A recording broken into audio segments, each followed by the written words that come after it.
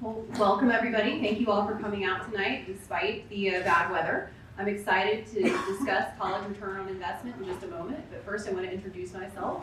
I'm Jenna A, president of the James G. Martin Center for Academic Renewal. The Martin Center is a nonprofit organization dedicated to excellence and accountability in higher education.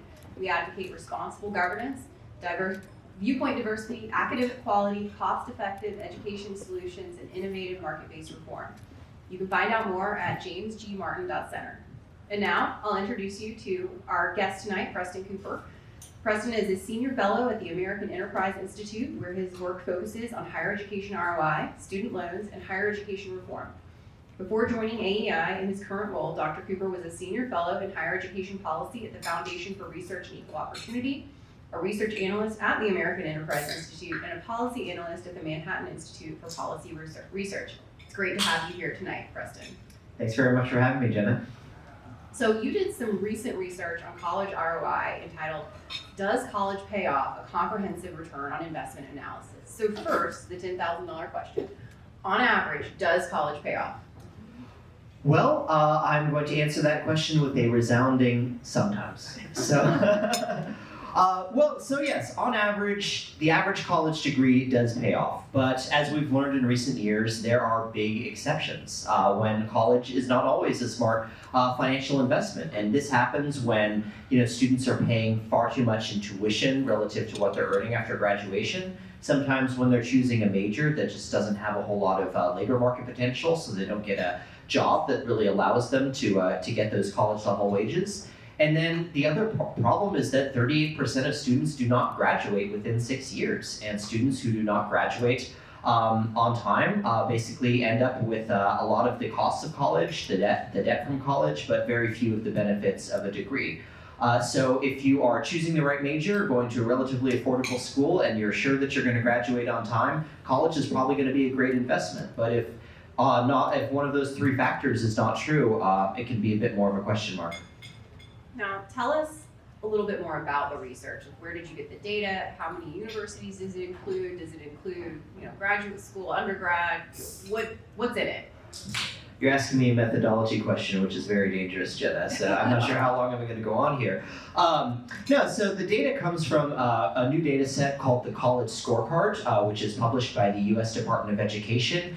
And this data set has program level earnings for college graduates. So you can't just you can look up the earnings from NC State University if you want to, but you can also look up what you would earn if you're a political science major at NC State versus a biology major versus an engineering major versus a fine arts major. You can actually look it up at the major level. And this was really a first of its kind data set at the national level when it came out a few years ago.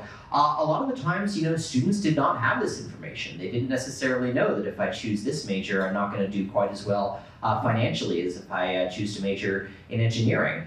So I took this data set, the College Scorecard, and I basically compared those earnings outcomes that we saw to what we could expect those students to earn if they had not gone to college. So adjusting for a host of factors like their demographics, their geographic location, are they growing up in New York or rural Alabama, their academic ability, so people who get a 4.0 GPA in high school and a 1500 SAT score probably have somewhat higher earnings potential, but they're also more likely to go to college. So how do we tease out the effect of college versus just the effect of being a smart kid?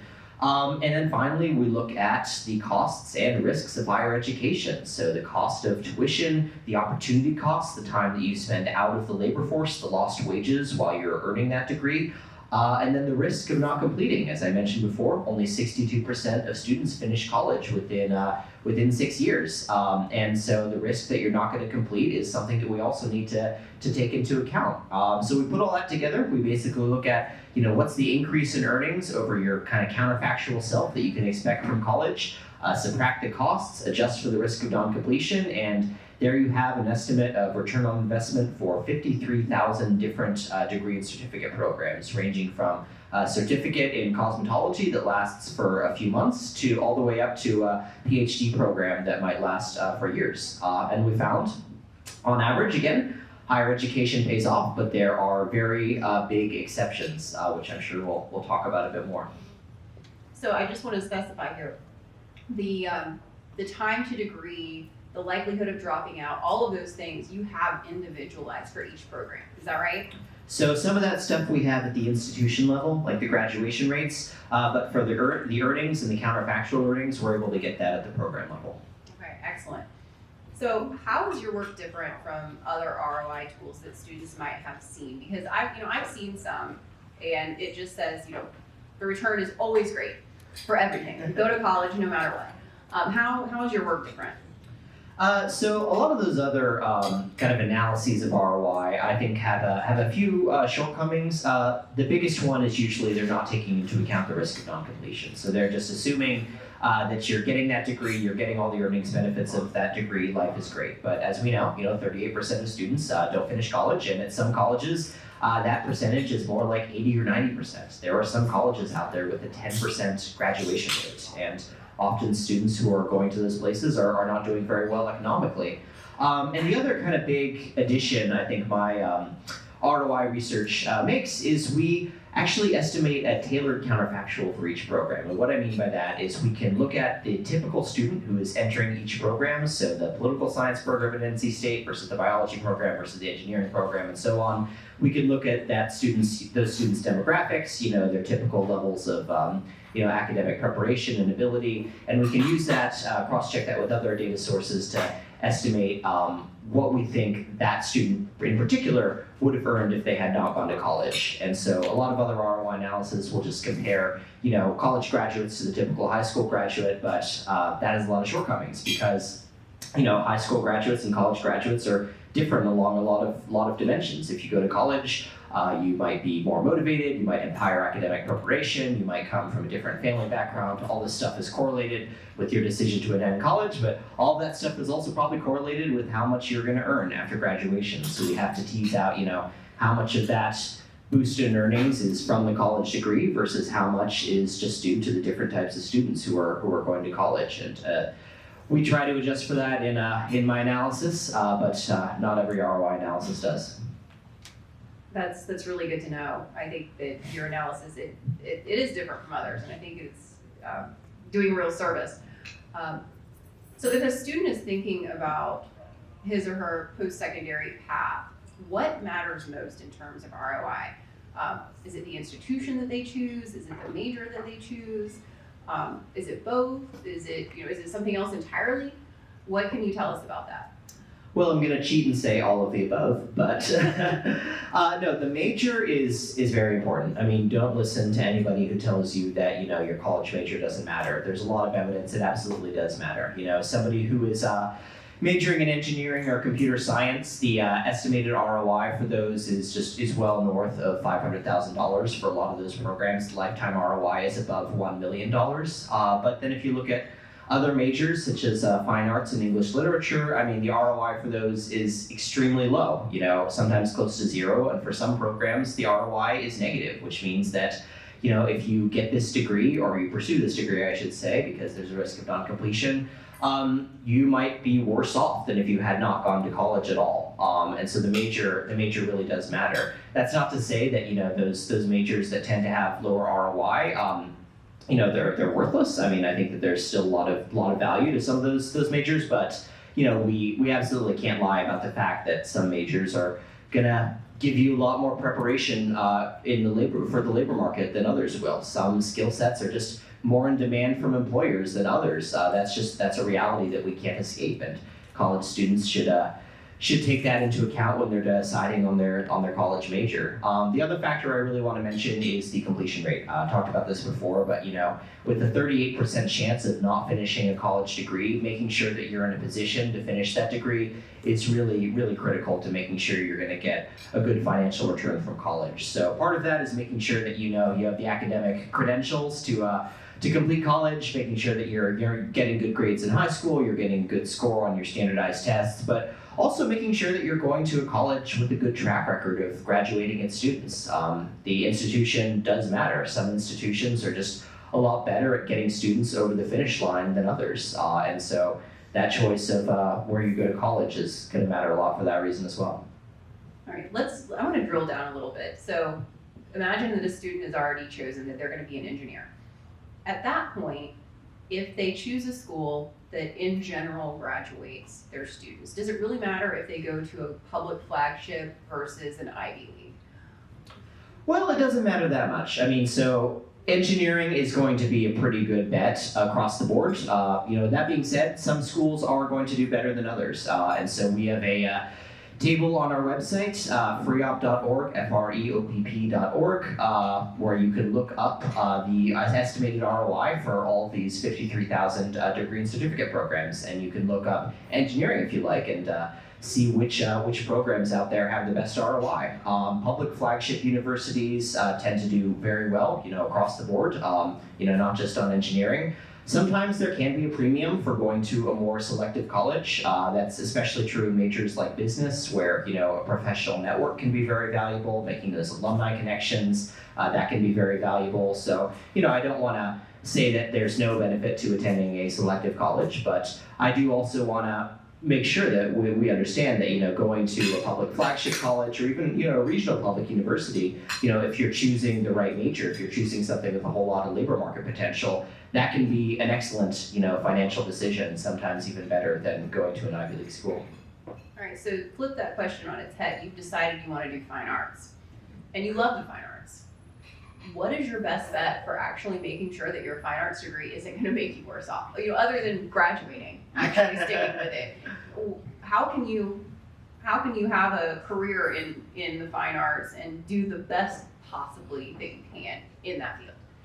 That's a great question. So, one thing I love about the fact that we have this new data available is not just that you can look at different majors and see what's the ROI for different majors, but you can also look at a single major and see, well, which schools are doing the best with this single major. And most of the time, fine arts is not that great a financial investment, but there are some exceptions out there. So Michigan State University and Cal Poly both have very good fine arts music programs as well.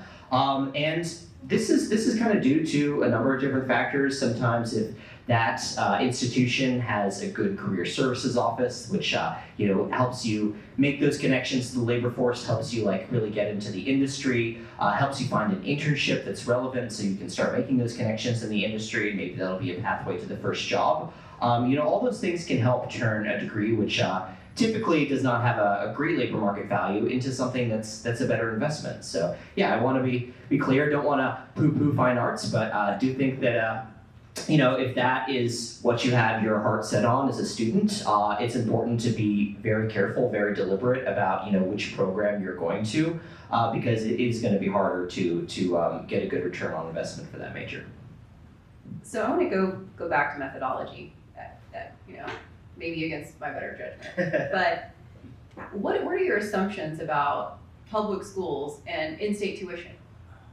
Yeah, so we assume that the tuition cost is going to be a weighted average of in-state and out-of-state tuition weighted by the actual proportions of students at that school. So if a school is taking 90% in-state students, we have 90% of the weight on in-state. But if you're a school like the University of Alabama, for instance, now 2/3 of Alabama students are from out of state. If you're enrolling mostly out-of-state students, I'm not sure we should necessarily give you credit for having a low in-state tuition rate if all of your students are coming from out of state and paying those really high tuition rates. So we take a weighted average there. But I do want to flag that that's one thing people should keep in mind when they're looking at the results of ROI is that different students are going to be paying different tuition rates, and if you're paying a lower tuition rate than the average of a particular school, your ROI might be better than the average for that school.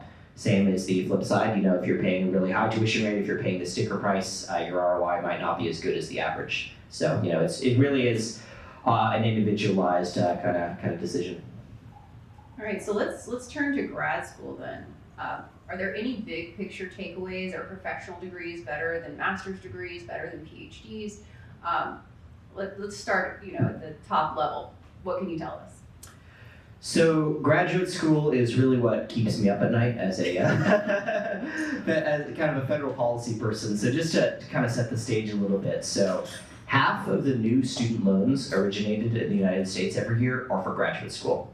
Our typical image of a student loan borrower is a college grad, but that's increasingly not true. It's increasingly a graduate student because that's where a lot of the loans are going. And people are going to graduate school at higher rates because they assume that just getting more education is always going to be a good investment. And I really hate to say it, but the data does not bear that out. So for master's degrees, for instance, we estimate in our return on investment calculations that 43% of master's degree programs have a negative return on investment. So 43% of those programs, the typical student is going to be worse off than if they had not pursued the master's degree. And a big part of this is because master's degrees are extremely expensive. A lot of universities will kind of operate these master's degree programs as cash cows, as profit centers for the university, and not really be looking too hard about whether the students are finding jobs afterwards. So, the whatever little increase in earnings people are getting from that master's degree is often not enough to outweigh the fact that they're paying, a really exorbitant amount in tuition. And more people are getting them and taking on debt to do it. So that really is something that keeps me up at night. But it is not all bad news. I don't want to be all doom and gloom here. So some of the professional degrees tend to do a lot better. Law school actually does very, very well. So I know we have a couple of lawyers in the room, so that's good news. I see some people cheering. That's great.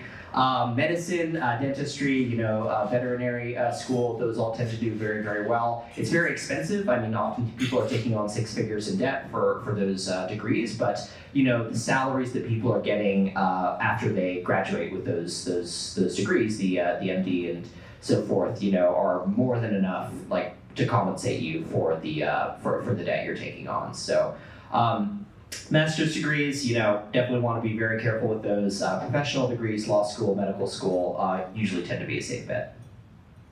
So let's take a detour into student loans right now, because it really matters for this ROI. So you told me before we got on air that you assume that students pay the sticker price, and you're not assuming that they're paying back their loans over time and having interest and all these things. So what should students keep in mind when they're thinking about return on investment in terms of their student loans? Yeah. So we do assume that students are paying the net price, so after the financial aid that they're receiving, but we are agnostic as to the method they're using to pay that remaining balance. And by that I mean we just look at what they're paying, and we're kind of agnostic as to whether they're paying for that with cash, with savings, or with student loans. But the financing mechanism really can make a difference. So if you are taking on a lot of student debt to pay for your degree, and then you're paying a lot of interest costs for those student loans over time, the return on investment for that degree might be lower than it would have been if you had, if you just paid cash. So that is definitely something to take in mind. Interest rates have been going up. Student loan interest rates are higher than they used to be. So that's something to keep in mind if you're considering a degree that the interest costs might be high. But then there's the flip side of that. So there are actually a lot of student loan forgiveness programs out there. So say if you're getting a degree in a public service field and you're working towards public service loan forgiveness, where the rest of your student loans will be forgiven after 10 years of working in that public service field, you may not be paying the full cost of your degree. So the ROI for you might be higher than it would have been if you're just kind of looking at the average tuition level. So these are kind of some of the nuances to keep in mind. We're agnostic as to the financing mechanism because we know people are paying for college in different ways, and we don't want to put our thumb on the scales and in form of one financing mechanism over the other. But that's why it's definitely important to keep in mind, your individual circumstances, how you're paying for it, whether you're expecting that loan forgiveness or not, to kind of help guide your decisions about college.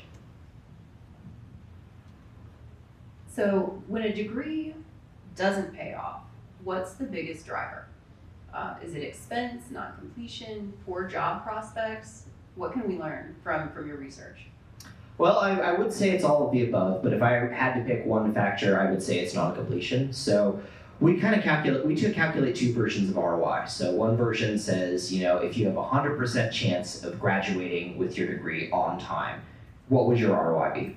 And then if you account for the fact that some students are not completing, and you have to take a bit of a weighted average to say, okay, well, 60% of students are finishing and 40% are not, so let's kind of take the average there and figure out what the ROI is, accounting for that risk of non-completion. That's 2 different ways of looking at it. And so we find that for bachelor's degrees specifically, 13% of degrees have a negative ROI if you assume 100% on-time completion. That rises to 23% if you take into account the fact that some people are not completing. So that's almost doubling the percentage of degrees that have a negative return on investment if you take into account non-completion. And so that's just, if I had to pick one factor behind why sometimes college doesn't pay off, that would be it. People going to college when they're not prepared to finish, or their school is not, very good at getting students over the finish line. Non-completion, I would have to say, is the number one factor. I've seen things recently about underemployment. Can that be a factor as well? Because we have a tool here in North Carolina called NC Tower, where you can look up your return on investment for various degrees. It's not nearly as in-depth as yours, but one thing I've noticed is when it says the area that students are working in after completion, in a lot of them it says retail. And so how does underemployment play in? That's a great question. So underemployment is what happens when you have a college graduate who is working in a job that does not typically require a college degree. And so these jobs where college graduates are underemployed tend to pay less than jobs that have historically, traditionally required a college degree. So one example I like to point to, a little bit tongue-in-cheek, is a few years ago, the Oscar Mayer hot dog company posted a job posting for their new Wienermobile driver. And this was a position that paid $35,000 a year, so not a great starting salary, and it said bachelor's degree required. I'm not sure what in college you need to do to, what is it about a college degree that qualifies you to drive a hot dog? I would trust somebody who doesn't have a college degree to drive a hot dog just as much as I trust somebody with a college degree. So I'm not sure what was going on there, but that's an example of a job that you probably don't need a college degree for, but some places are requiring a college degree anyways, even though those jobs have historically not demanded it.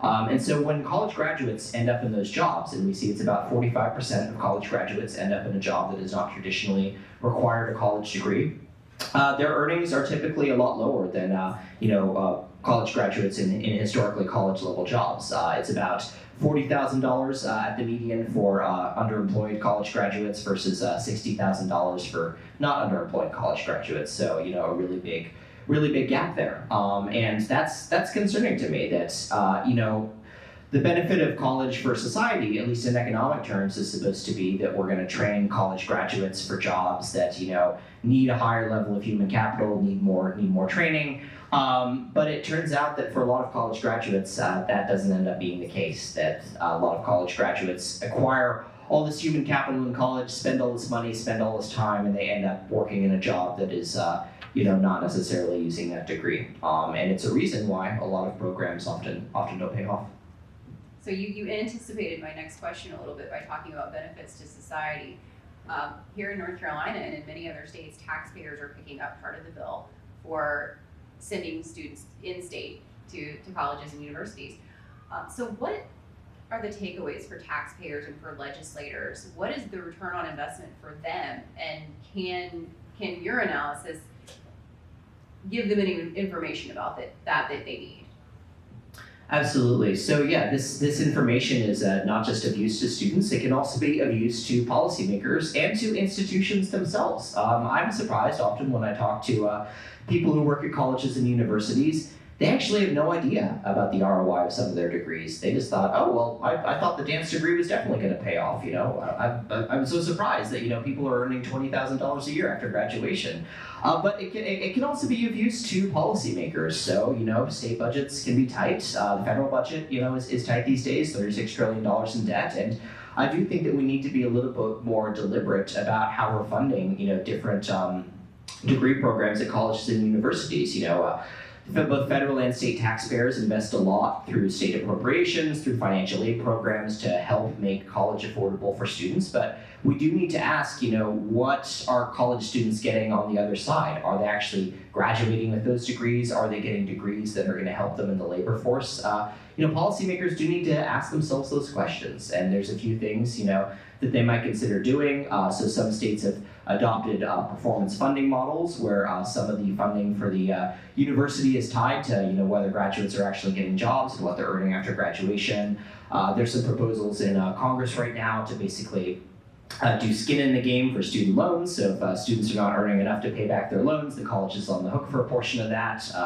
That's something that might actually pass this Congress, which is wild. The Congress is actually doing something. But these are ways that policymakers can kind of use the data that we have available now, which has not always been available in the past, to kind of make some more deliberate decisions about how we're funding higher education and what sorts of incentives we're setting up for our colleges and universities. You did some work that highlighted a really successful performance funding program. Can you talk about that for just a minute? Absolutely. So I think you're referring to Texas State Technical College, which is a really great community college in Texas. And so here's the deal there.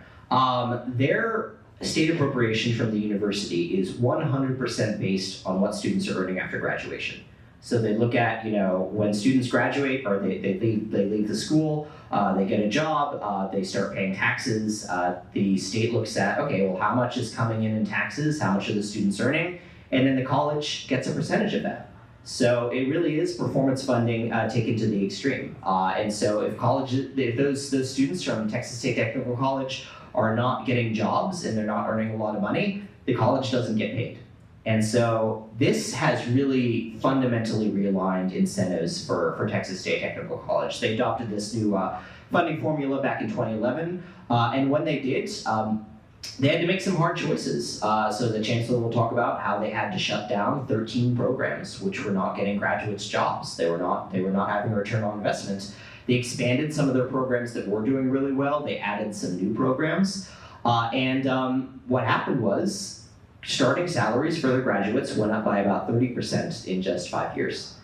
The number of students enrolling in TSTC went up by about 40% because suddenly students realized, if I go to this college, I'm actually going to get a job. And consequently, their appropriation from the state government went up by a commensurate amount. So it was a good deal for the college as well.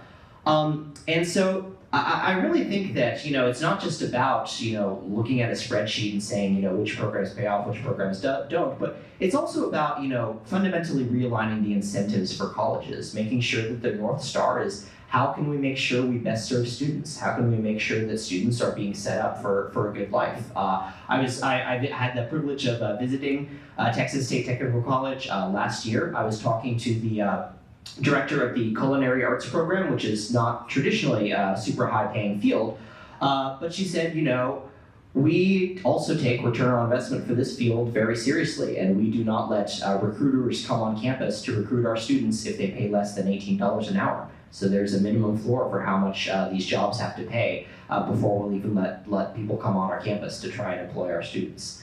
And so it's like decisions like that just reorient the mission of the university or the college around making sure that students are being set up for financial success after they leave school. And I think that's a model that we should try to replicate elsewhere. Excellent.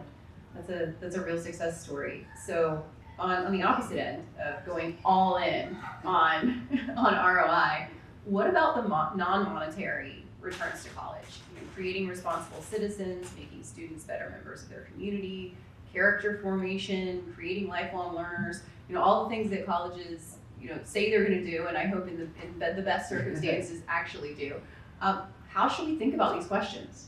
It's a great question. It's probably the question I get most often at talks like this. And the non-economic benefits of college are absolutely real. So I had a joke already. So I was a theater kid in college. I participated in our Shakespeare company, which was called Yellow Stockings. And we did Twelfth Night, we did Titus Andronicus, we did the Scottish play, we did all sorts of great stuff. That was not something that necessarily was part of my curriculum, but it was a fun thing to do. It was building community, and that was a very important part of my college experience. And the joke that I had prepared was it taught me to use my theater voice, and if these microphones had not been fixed, I would have been using my theater voice. So, that's a great non-economic benefit of college right there. But to be more serious for a moment, I do honestly believe that a lot of those benefits are real as an excuse to forget about the economic benefits. I like to say that colleges should strive to uphold the educational Hippocratic Oath.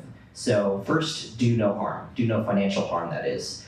If your college is leaving students worse off than if they had never gone to college at all, I think we have a big problem, and I think that no amount of non-economic benefits can really make up for the fact that students are leaving college, worse off than if they had never gone at all. And so absolutely, pursue those non-economic benefits, highlight them, celebrate them, but that cannot become an excuse to forget about ROI and not serve students well in a financial sense. All right, so very last question for me is, where can people find this research?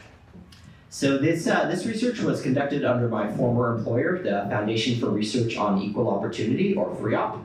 And so if you go to freopp.org, you can find it on our website. There's a landing page for the database where you can search up different colleges and universities and different majors. That's freopp.org/ROI-undergraduate. And there you can find all of our data. You can find the research paper that went along with this, and other papers that we've kind of written using the data as well. It's a fun tool to kind of play around with. And I looked up some of the numbers for NC State before I came here, which I can share. Please share this.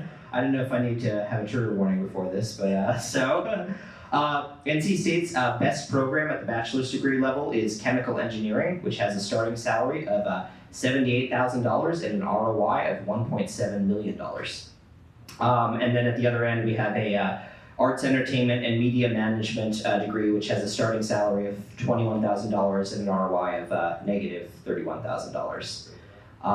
So it's there's a range even within individual colleges and universities, which I think is a reason for optimism, because it shows that most colleges and universities do have some really good programs, and they have some not so great programs too. But I think that we can learn from some of the things that the good programs are doing to try and improve ROI across the board, to make sure that when students go to college, they can be confident that it's going to be a good financial decision.